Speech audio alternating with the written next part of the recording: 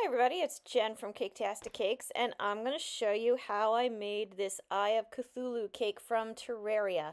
It is the Eye of Cthulhu in the first form, and it's actually very simple to make, and it came out really pretty cool, so follow along. Now before I begin, if you need any tools or supplies you see me use, check the link in the description below, and I'm also starting with that ball cake. I'll put a link on how to make it in the description as well as in the video here so you can see how to make one for yourself. Now to begin this whole thing, I'm starting with some red gum paste and I'm going to put it on lollipop sticks as you can see, and I'm going to make it kind of wavy back and forth. I'm not actually starting with the cake. I am starting by making the little eye veins and optic nerves and things that come out from behind the Eye of Cthulhu. So I want them to have time to set up in order to place them in. So I'm going to make them first. I'm going to lay them down on a flat piece of clean paper, and this way there won't be any impressions on either side of it. If you put it down on top of a paper towel, it'll take the print of the paper towel on one side, so one side will be smooth and the other be all ridgy, and you don't want that. Now as far as the cake goes, it's very, very basic. You have your round cake. I'm going to use my white fondant here. I'm going to roll it out until I have it, at a pretty decent thinness. I do tend to roll my fondant too thick, I will admit that. So, go to your comfort level here. And I'm wrapping it over the majority of the cake. The Eye of Cthulhu in Terraria has a lot of red on the back side of it, so I'm going to leave part of it uncovered. I'm not worried about it covering all the way, because it's going to end up being red anyway. So yeah, I'm just going to smooth it off. I also have it at a little bit of an angle too. You could do it, straight up and down on the one end with the one end exposed if you want. You could cover the whole darn back end with white if you wanted to. This is just what I did to help save a little fondant. And it was just the angle that I liked. I figured kind of angled upward, make it look a little more, I don't know, dramatic, I guess you could say. So I'm using my fondant spreader there, or smoother, excuse me, to make it all nice and smooth, nice and neat. Try to tuck it in as best you can. Try to smooth it out as best you can. And as far as smoothing it out and everything, that's going to go with the cake. You want it to be as round as possible. And my cake I had just covered in regular crusting buttercream or American buttercream. So there's no ganache, which would probably work a little bit better, honestly, but I just use buttercream. Here is the red fondant that I talked about going on the back side. And again, the Eye of Cthulhu it's not tricky, but it's a little bit tricky because it's all pixelated. This obviously is not going to be pixelated, so I'm using a pair of scissors to kind of trim around the edge of where it goes over the white. And I'm going to just kind of smooth it off. So it's real jaggedy because I was using my little scissors there to trim off the extra. But I just kind of smoothed it out so there's no more jaggities, but it is, lumpy and ripply. It's not a nice smooth red line. These little pieces are red fondant again, and I'm going to start creating the veins in the eyes. I'm rolling out some main big ones, and when I place them on, you can use a little bit of water if it's not going to stick to your fondant, which I do end up doing with some of these. I don't know if I show it. But you want them to be real wiggly and craggly. You don't want them to be nice, clean lines. So, yeah, crinkle them up is basically all I'm saying here. All right, and when you have enough of the big main ones, then you're going to start branching out. And it's just doing the same thing. It's just taking some red fondant, rolling it really thin, and having it branch out from the main veins that you've already put on there. You're going to want multiple ones coming off of each side of your main branches, and again, make them all craggly and scraggly.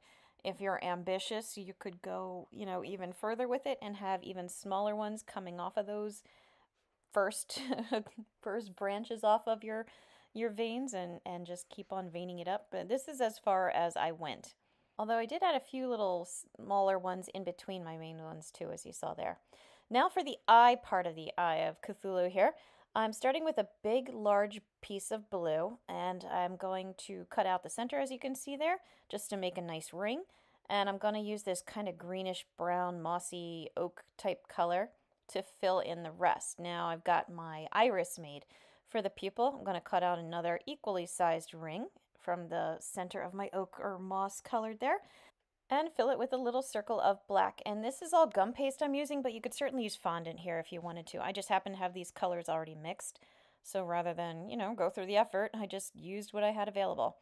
To get them to stick, I'm adding a little bit of water, as I mentioned before, with the veins onto the back of it, and then just pressing it on carefully.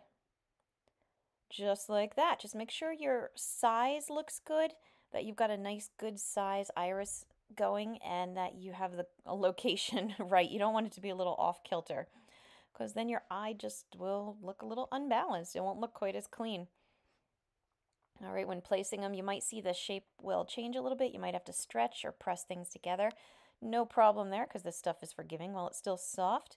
And now that it's in place, I'm using a brown edible food coloring marker to make some eyes, some lines in the iris.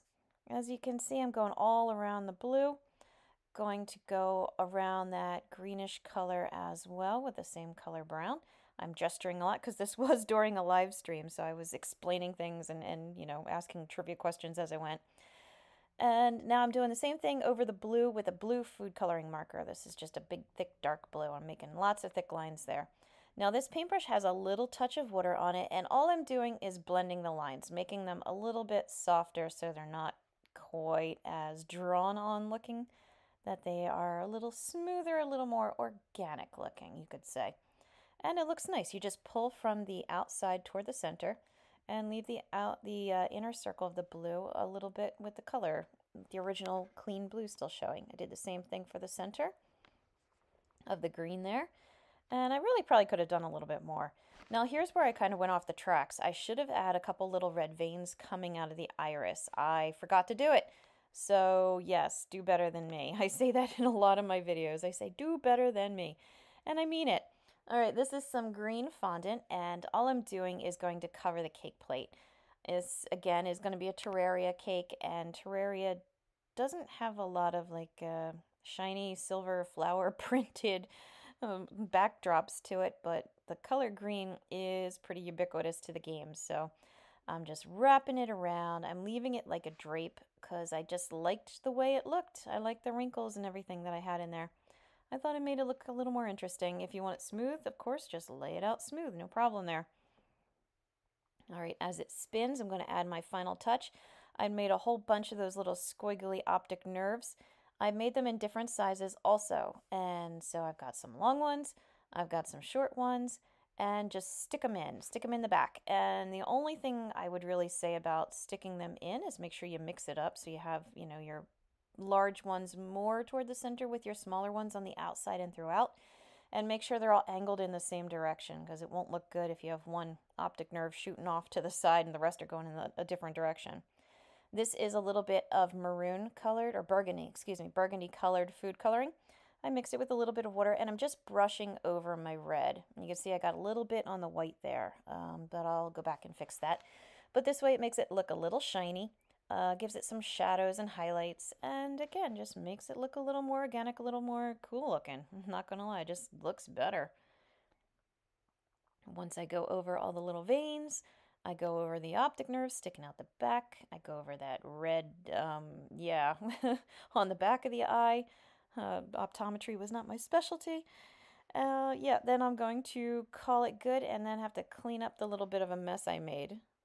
Now to clean up where the red food coloring got onto my white fondant, I'm taking a clean wet paintbrush, and I'm really mopping on the water. I'm mopping it and swishing it around to really lift it up and get it sopping wet, and then use a clean dry paper towel. See, I'm getting it real soggy and puddly there. And then use a paper towel and suck it up, and then it comes right off. As long as it doesn't have too much time to set, you're done. There you go. Like I said, add a few veins coming out of the eyes, but that's it. That's your Eye of Cthulhu cake in the first form. So, pretty cool looking, right? I hope you found this video helpful. Please like and subscribe because it helps me out as well. I've got a ton of other videos out there. I'm also going to have the second form coming out for the Eye of Cthulhu if you're interested. And as always, thank you for watching Caketastic Cakes.